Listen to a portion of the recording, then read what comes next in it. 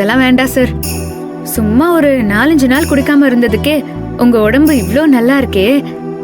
இதுவே தொடர்ந்து குடிக்காம இருந்து அப்படியே அத விட்டுட்டீங்கன்னா எப்படி இருக்கும்?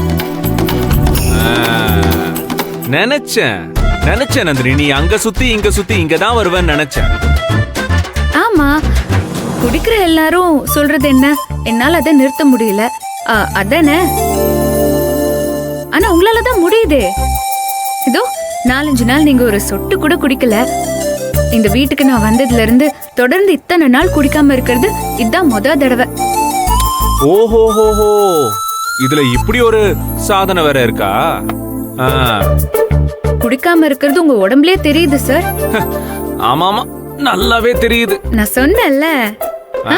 அதாவது குடிக்காம இருக்கும்போது ஒரு மாதிரி மந்தமாவே இருக்கு, என்னன்னே தெரியல. Not good. என்ன அப்படியே என்ன குடியில இருந்து மொத்தமா நிப்பாட்டிலன்னு கணக்கு போட்டுக்கிட்டு இருக்கியா?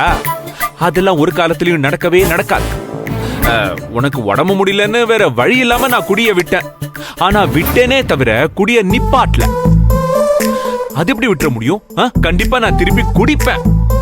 உனக்கு எப்போ தலையில 3வது தண்ணி ஊத்துவாங்களோ அன்னைக்கு என் வாயில முதல் தண்ணி இறங்கும். புரியுதா? நான் பாக்குறேன். புரியுதா? என்ன?